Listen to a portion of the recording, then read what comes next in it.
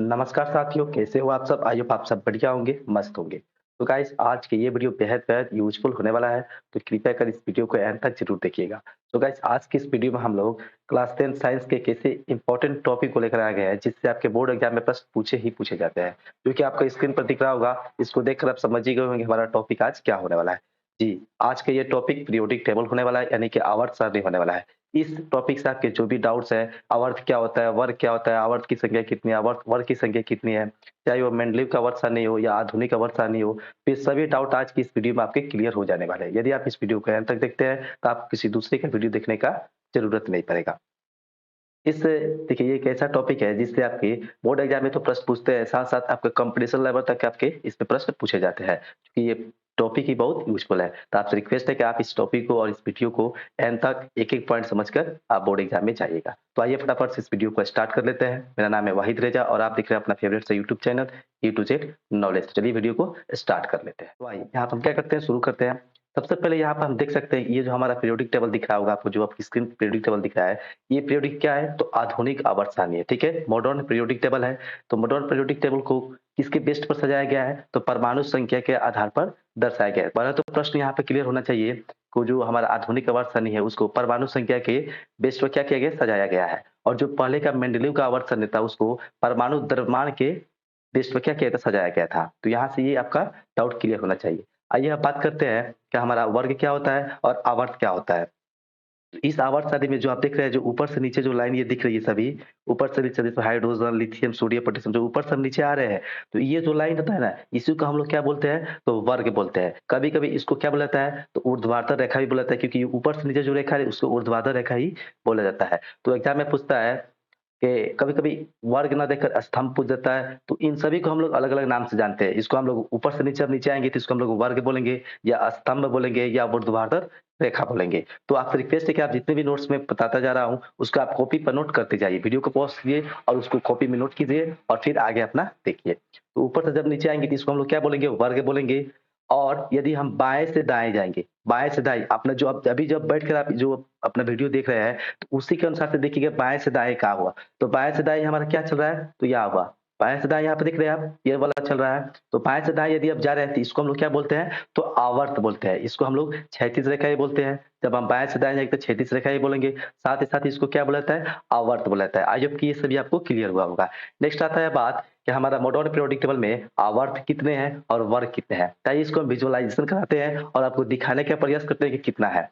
यदि वर्ग की बात की जाती है यानी ऊपर से नीचे, तो ऊपर से नीचे यहाँ पे गिन के देख सकते हैं आप। देखिए तो कितना 1, ये हमारा 2 हुआ, ये 3, 4, 5, 6, 7, 8, 9, 10, 11, 12, 13, 14, 15, 16, 17 ये हमारा लास्ट 18। यानी हमने देखा कि मॉडर्न पीरियोडिक टेबल में कितने वर्ग हैं? तो 18 वर्ग है। तो यहाँ से आप नोट कीजिए कि आधुनिक आवर्त सारणी में वर्गों की कितनी संख्या है? तो 18 है। आई होप यहाँ तक क्लियर है। नेक्स्ट आता है आवर्त। आवर्त का मतलब हुआ कि हम बाएँ से दाएँ जाएँगे। तो बाएँ से दाएँ आप देख सकते हैं, ये वाला लाइन जा रहा है इस तरह से। यहाँ पे कितने हैं? तो 1 वाला, 2, 3, 4, 5, 6 और 7, ठीक है? तो इसमें कितने आवर्त है? 7। तो ये 2 आप दिख रहे हैं, ये वाला ये आवर्त नहीं है, ये जो 2 पार्ट दिख रहे हैं, ये यहाँ का पार्ट है।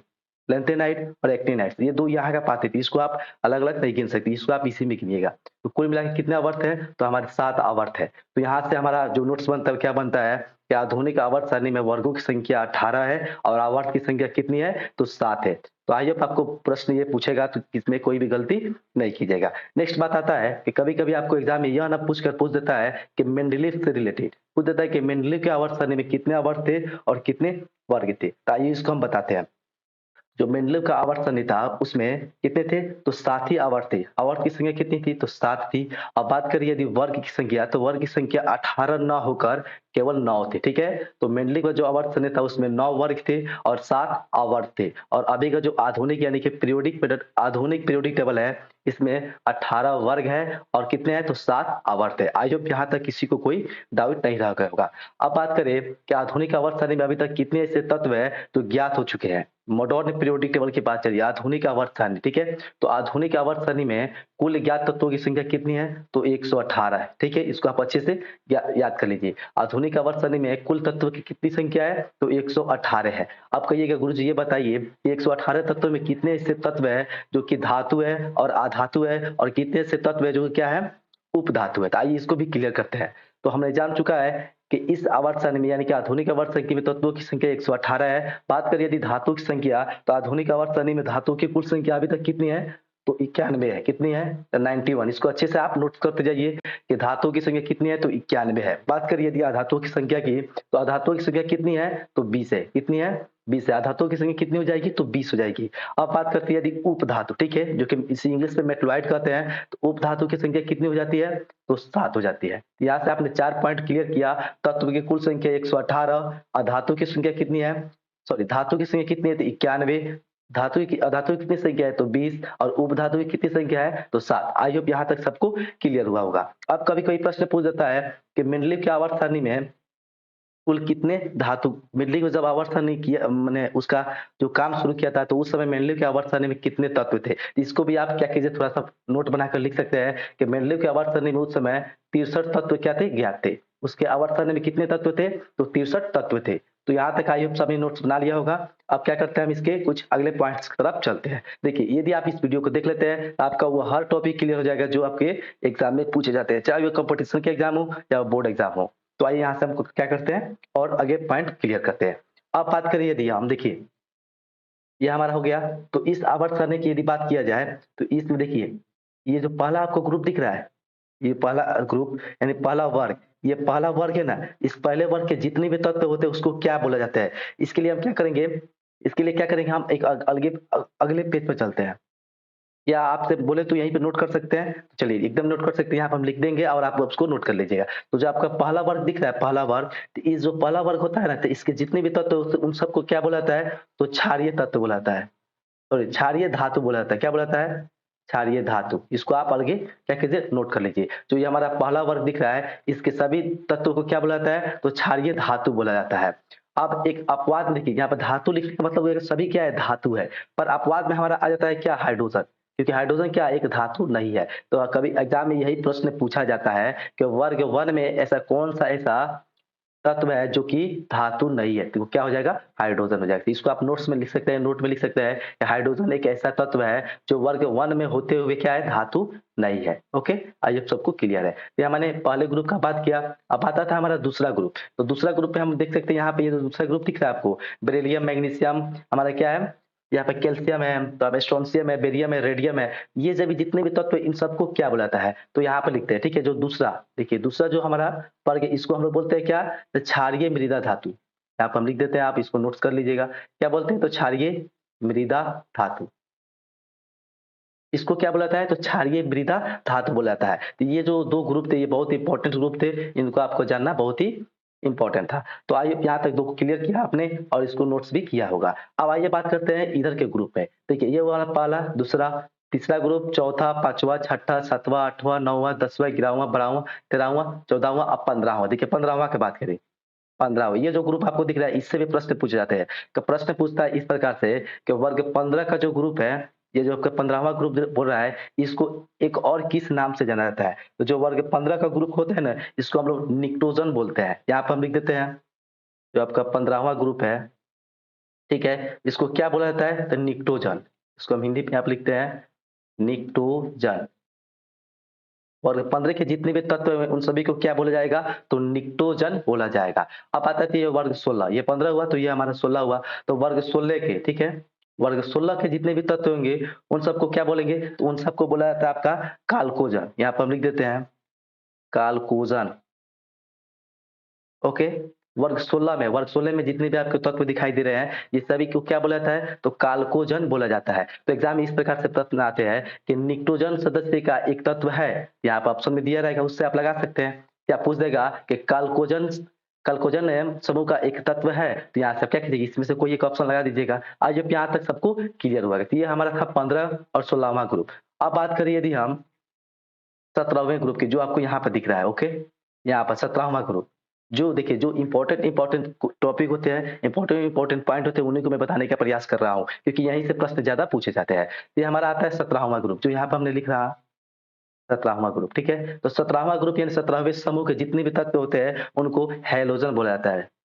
आइए आप सभी ने इसका नाम सुना होगा, हैलोजन, ठीक है? जो कि कौन-कौन है? तो फ्लोरीन, क्लोरीन, ब्रोमीन, आयोडीन, अस्टाटीन ये सभी जितने भी तत्व होते हैं उनको क्या बोलते हैं? तो हैलोजन बोला जाता है, ठीक है? अब बात आता है हमारा 18वां, यहाँ पर 18वां, ठीक है? तो 18वें ग्रुप को ज़ीरो ग्रुप भी बोला जाता है, ठीक है? इसको आप 18वां समूह बोलिए या ठीक है, ज़ीरो समूह बोलिए। ये 18वें ग्रुप को क्या बोला जाता है? तो ज़ीरो ग्रुप भी बोला जाता है और इस ग्रुप का एक दूसरा भी नाम क्या होता है? इसको हम लोग नोबल गैस भी कहते हैं। क्या कहते हैं? Noble gas. इसको अलग-अलग नाम से जाना जाता है। 18वें ग्रुप को नोबल गैस बोला जाता है, साथ ही साथ इसको और क्या-क्या बोला जाता है? इसको अक्रिय गैस भी बोला जाता है। ठीक है? ये सभी आई होप सभी नोट्स करते जाइए। इसको आप लोग अक्रिय गैस भी बोलेंगे, साथ ही साथ इसका एक और नाम क्या है? यहाँ पे लिख देते हैं क्या इसको उत्कृष्ट गैस भी बोलते हैं, उत्कृष्ट गैस। ठीक है? तो देखिए, जो 18वां ग्रुप है इसको ज़ीरो ग्रुप भी बोलेंगे और ज़ीरो ग्रुप के साथ-साथ इसे क्या बोलते हैं? इन इसके समूह के जितने भी तत्व हैं उन सभी क्या होते हैं? नोबल गैस होते हैं और इसको हम लोग अक्रिय गैस भी बोलते हैं, इसको हम लोग उत्कृष्ट गैस भी बोलते हैं। आई होप यहाँ तक सभी को क्लियर हुआ होगा। तो यहाँ तक हमने क्या किया? ग्रुप में जितने भी इम्पोर्टेंट पॉइंट्स हैं उन सभी को क्लियर किया। अब बात करते हैं इसके कुछ गुण के बारे में, ठीक है? यानी आपको प्रश्न इस प्रकार से पूछता है कि वर्ग में ऊपर से नीचे आएँगे तो क्या होगा? वर्ग में बाएँ से दाएँ जाएँगे तो क्या होगा? तो इन सभी को क्या करेंगे हम एक-एक साथ लिखते चले जाएँगे। सबसे पहले हम बात करेंगे कि यदि हम किसी भी वर्ग की बात चलिए, ठीक है? यदि किसी भी वर्ग में हम ऊपर से नीचे आएँगे, ओके? किसी भी वर्ग में हम लोग ऊपर से नीचे आएँगे, ठीक है? किसी भी वर्ग में हम लोग ऊपर से नीचे देखिए यहाँ पर दिख रहा है आपको, किसी भी वर्ग में हम लोग ऊपर से नीचे आएँगे तो क्या-क्या बदलाव देखने को मिलेगा? इसको मैं आपको नेक्स्ट पेज पर लिखते रहे, ठीक है? इसको हम क्या करते हैं आपको नेक्स्ट पेज पर लेने का प्रयास करते हैं। यहाँ पर नेक्स्ट पेज ले लेते हैं, तो यहाँ पर हम लिख देते हैं, वर्ग में यहाँ पर लिखते हैं ओके, यहाँ से क्या हो गया भाई? हाँ, ठीक है। देखिए हम वर्ग में अरे यार क्या हो रहा है? हाँ, यहाँ पर हम लिखते हैं आपसे फिर वर्ग वर्ग में ऊपर से नीचे आने पर, ओके?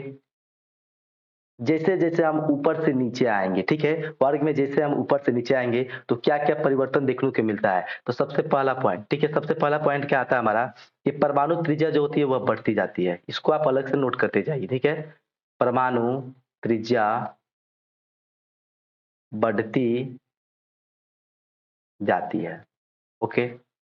परमाणु त्रिज्या क्या होगी? बढ़ती जाएगी। तो ज़ाहिर-सी बात है यदि किसी तत्व की परमाणु त्रिज्या बढ़ेगी, तो परमाणु का आकार भी क्या होगा? बढ़ते जाएगा। यानी हम वर्ग में ऊपर से जब से नीचे आएँगे, तो परमाणु का आकार भी क्या होगा? तो वो भी बढ़ता जाएगा। तो यहाँ पर हम लिखेंगे परमाणु आकार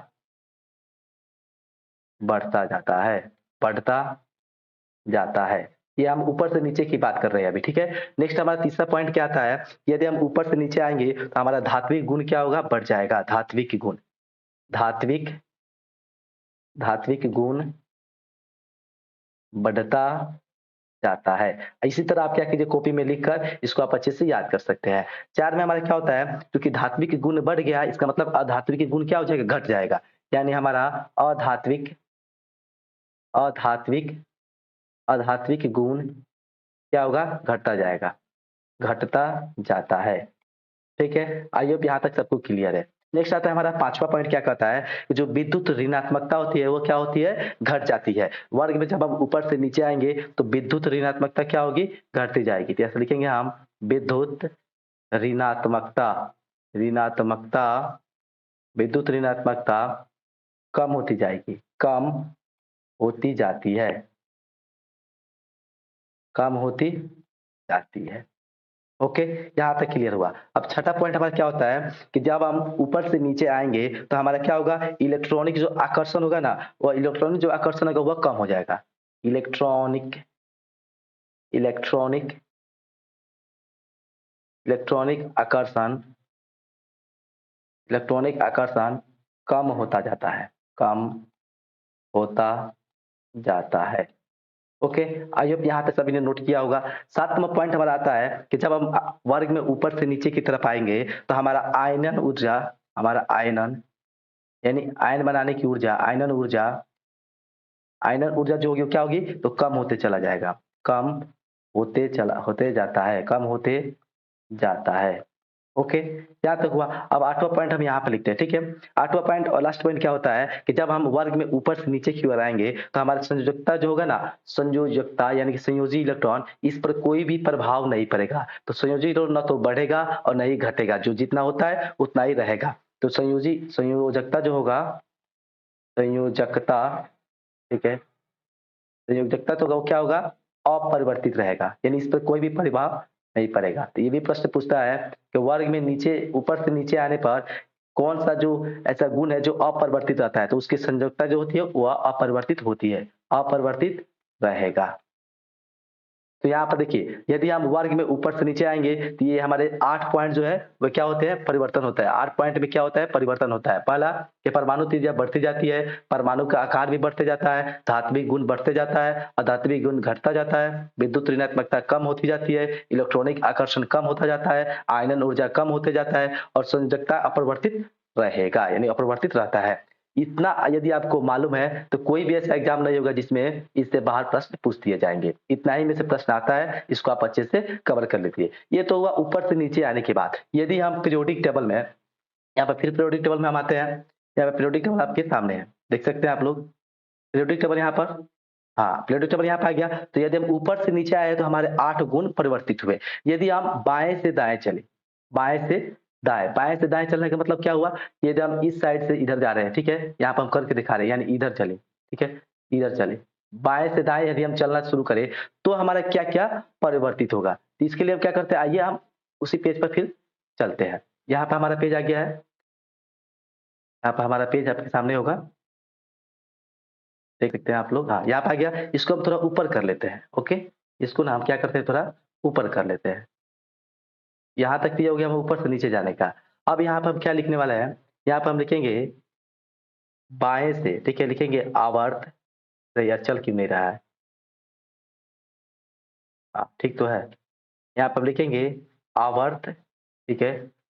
आवर्त सारणी में, आवर्त सारणी में बाएँ से, बाएँ से दाएँ जाने पर, बाएँ से दाएँ जाने पर, ओके? यदि हम आवर्त सारणी में बाएँ से दाएँ जाएँगे, तो क्या-क्या परिवर्तन देखने को मिलेगा? आइए, एक नंबर से शुरू करते हैं। पहला परिवर्तन क्या होता है कि परमाणु की त्रिज्या होती है, वो घटती जाती है। तो लिखेंगे हम त्रिज्या परमाणु त्रिज्या घटती घटती जाती है। परमाणु त्रिज्या घट जाती है, तो ज़ाहिर-सी बात है यदि परमाणु त्रिज्या घटेगी, तो परमाणु का आकार भी छोटा होता जाएगा, यानी परमाणु का आकार भी घट जाएगा। तो परमाणु परमाणु का आकार, यहाँ पर लिखेंगे हम परमाणु का आकार घटते जाता है, घटते जाता है, ठीक है? आई होप यहाँ तक क्लियर है। तीसरा पॉइंट क्या आता है कि यदि हम आवर्त सारणी में बाएँ से दाएँ जाएँगे तो आयनिक ऊर्जा क्या हो जाएगी? बढ़ती जाएगी। आयनन आयनन ऊर्जा यानी आयन बनाने की ऊर्जा, आयनन ऊर्जा, ठीक है? आयनन ऊर्जा क्या होगी? तो बढ़ती जाएगी। लिखते जाइए सब कोई, बढ़ती जाती है। ओके, यहाँ तक 3 पॉइंट क्लियर किया। चौथा पॉइंट क्या हमारा आता है कि जब हम आवर्त में बाएँ से दाएँ जाएँगे तो इलेक्ट्रॉनिक बंधुता बढ़ती जाती है। इलेक्ट्रॉनिक इलेक्ट्रॉनिक ठीक है? इलेक्ट्रॉनिक बंधुता, इलेक्ट्रॉन बनाने की जो बंधुता होता है, इलेक्ट्रॉनिक बंधुता, ये बढ़ती जाती है, बढ़ती जाती है। ओके, आइए अब सबको यहाँ तक क्लियर होगा। 5 नंबर पॉइंट क्या कहता है कि प्रोटॉन की संख्या भी बढ़ती जाती है। प्रोटॉन की संख्या बढ़ती जाती है। प्रोटॉन, ठीक है? प्रोटॉन की संख्या संख्या बढ़ती जाती है। ओके, प्रोटॉन की संख्या क्या होगी? बढ़ती जाएगी। नेक्स्ट छठा पॉइंट हमारा क्या कहता है कि विद्युत ऋणात्मकता बढ़ जाती है। विद्युत विद्युत ऋणात्मकता ऋणात्मकता अक्ता बढ़ती जाती है, बढ़ती बढ़ती जाती है, ठीक है? यहाँ तक हमने 6 पॉइंट क्लियर किया। 7वां पॉइंट क्या हमारा आता है कि विद्युत, देखिए विद्युत ऋणात्मकता बढ़ गई, इसका मतलब विद्युत धनात्मकता घट जाएगी। तो लिखेंगे हम विद्युत धनात्मकता धनात्मकता धनात्मकता क्या होगी? घटती जाएगी, घटती जाती है। आई होप यहाँ तक सबको क्लियर है। नेक्स्ट 8वां पॉइंट क्या कहता है कि इसके धात्विक गुण क्या हो जाते हैं? कम हो जाते हैं। अब देखिए ठीक है, धात्विक धात्विक ठीक है, इसको आप अच्छे से नोट्स करते जाइए। धात्विक गुण क्या होते हैं? तो कम होते जाते हैं। धात्विक गुण हमारे कम होते जाते हैं, कम होते जाते हैं, कम होते जाते हैं। नेक्स्ट हमारा एक 9वां पॉइंट आता है कि संयोजी इलेक्ट्रॉन के बारे में क्या होता है। तो जब हम आवर्त में बाएं से दाएं की तरफ जाएंगे तो क्या होगा? संयोजी इलेक्ट्रॉन सबसे पहले तो बढ़ेगा, फिर क्या होगा? घटते चला जाएगा। यानी सबसे पहले 1 से 4 तक बढ़ता है, फिर 4 से 1 तक घट जाता है। तो सबसे पहले लिखेंगे, सबसे पहले बढ़ता है, सबसे पहले क्या होता है? तो बढ़ता है, फिर घटते जाता है, फिर घटते जाता है। तो देखिए, यदि हम आवर्त सारणी में बाएं से दाएं जाएंगे, यदि हम आवर्त सारणी में बाएं से दाएं जाएंगे तो परमाणु त्रिज्या घटती जाएगी। परमाणु त्रिज्या घटेगी, इसका मतलब उसका आकार भी छोटा होता जाएगा, उसकी आयनन ऊर्जा होगी वो क्या होगी? बढ़ती जाएगी। इलेक्ट्रॉनिक बंधुता क्या होगा? बढ़ते जाता है। प्रोटॉन की संख्या भी क्या होती है? बढ़ती जाती है। विद्युत ऋणात्मकता भी बढ़ती जाती है। यदि विद्युत ऋणात्मकता बढ़ती है, इसकी मतलब विद्युत धनात्मकता घटती जाती है। धात्विक गुण कम हो जाते हैं। और संयोजी इलेक्ट्रॉन की बात करें, देखिए यहाँ पर संयोजी छोड़ दिया है, इसको याद रखिएगा कि सबसे यहाँ पर देखिए कि संयोजी इलेक्ट्रॉन सबसे पहले बढ़ता है, फिर घटते जाता है। आई होप इतने पॉइंट्स को आपने क्लियर किया होगा। यदि इतने पॉइंट्स आपने क्लियर किया है तो पीरियोडिक टेबल से कोई आपका बोर्ड पे कोई भी ऐसा व्यक्ति नहीं है जो इससे आगे पूछ सकता है। क्या करते हैं, इसके लिए हम फिर चलते हैं पीरियोडिक टेबल पर, देखते हैं पीरियोडिक टेबल कहाँ है, उसमें कुछ हम आपको बताने का प्रयास करते हैं। पीरियोडिक टेबल आपके सामने यहाँ पर, हाँ पीरियोडिक टेबल यहाँ पे आ गया। तो पीरियोडिक टेबल था, इसमें हमने क्या क्या जाना कि कितने वर्ग है, कितने आवर्त है, किस वर्ग को कौन सा नाम से जानते हैं, ये 15वां ग्रुप को क्या बोलेंगे, 16वां को क्या बोलेंगे, 17वां ग्रुप, 18वां ग्रुप, सभी को हमने देखा है। उसके बाद ठीक है, अब देखिए दो, ये जो नीचे आपको दो दिख रहे हैं, 2 लाइन, ठीक है, ये जो आपको 2 लाइन दिख रहा है, तो देखिए यहाँ से ये जो आपको 2 ग्रुप दिख रहा है, इसको हम लोग एस ब्लॉक बोलते हैं। ये जो हमको दिख रहा है, इसको हम लोग क्या बोलते हैं? पी ब्लॉक बोलते हैं। ये जो यहाँ पे दिख रहा है, इसको हम लोग डी ब्लॉक बोलते हैं। ये जो नीचे वाला इसको हम लोग एफ ब्लॉक बोलते हैं। अब बात करते हैं, ये जो 2 लाइन दिख रहा है आपको, ये है हमारा, इसको हम लोग लैंथेनाइट बोलते हैं, और ये जो नीचे वाला इसको हम लोग एक्टिनोइड्स बोलते हैं। ओके, अब बात करें कि हमारा क्या होता है उपधातु। तो उपधातु की संख्या देख सकते हैं, उपधातु आपको कहाँ पे दिख रहा है? उपधातु बीच में तो मेटलॉइड, मेटलॉइड की यहाँ पर चिन्ह बताया गया है। तो मेटलॉइड से देखिए ये हरा वाला जो है वही मेटलॉइड है, यानी कि उपधातु। तो ये इस प्रकार से आता है जिगजैग लाइन, ठीक है, ये इस तरह, फिर इस तरह, फिर इस तरह, फिर इस तरह, इस तरह, फिर इस तरह। तो ये जो हमको दिख रहा है ये क्या है? हमारे उपधातु है। अधातु को देखना चाहिए, अधातु हमारा क्या होता है? तो अधातु की यानी कि क्या है? Non metal. तो नॉन मेटल, ये सभी नॉन मेटल हमारे हैं, carbon, nitrogen, oxygen, phosphorus, sulphur, ये सभी क्या है? अधातु ही तो होता है। ये सभी क्या है? हमारे अधातु है। अब नोबल गैस बोले तो अक्रिय गैस, इसको देखना चाहिएगा। तो अक्रिय गैस आपको ये 18वें ग्रुप में दिख जाएंगे, यहाँ पे दिख रहा है helium, neon, argon, krypton, xenon. अब बात करिए यदि हम क्षारीय धातु की, क्षारीय धातु ये आपको दिख ही रहा होगा, ये हमारा प्रथम ग्रुप है। अब उसके बाद क्षारीय मृत धातु, तो यहाँ पे आप इसको यहाँ पे देख सकते हैं, ठीक है। और ये जो यहाँ पे हाइड्रोजन के बारे में बताया गया कि जो ऊपर वाला सभी में दिख रहा है ये क्या है? परमाणु संख्या, एटॉमिक नंबर है। ये जो बड़ा वाला सब दिख रहा है इसका क्या है? सिंबल है। उसके बाद नीचे इसका नाम है, इसका एटॉमिक मास है। तो यहाँ से भी इसके स्क्रीनशॉट भी ले सकते हैं, और इसको आप कहीं पे क्या करते हैं, इसको आप वॉलपेपर पर लगाकर इसको बार-बार देखकर इसको समझ सकते हैं। तो ये थे जितने भी हमारे मुख्य पॉइंट थे जो कि बोर्ड एग्जाम की दृष्टि से वेरी इंपॉर्टेंट थे, उन सभी को क्लियर कराने का प्रयास किया है। आई होप आप सबको ये पसंद आया होगा और समझ में आया होगा। पसंद आए तो प्लीज इस वीडियो को हमारे मेहनत के लिए लाइक कीजिए, हमारे मोटिवेशन के लिए लाइक कीजिए, और आप जानते हैं कहते भी इस वीडियो को अपने दोस्तों में भी शेयर कीजिए, तो वो भी इसको पढ़कर थोड़ा आगे बढ़ सकते हैं। तो प्लीज इस वीडियो को अपने दोस्तों में भी फैलाइए, और क्या कीजिए, यदि आप इस चैनल पर नए तो चैनल को सब्सक्राइब कर हमारे चैनल के बेल आइकन को प्रेस कीजिए, क्योंकि इस तरह के वीडियो मैं इस चैनल पर लाता रहता हूँ। तो मिलते हैं किसी इंटरेस्टिंग वीडियो के साथ, तब तक के लिए जय हिंद, बाय बाय।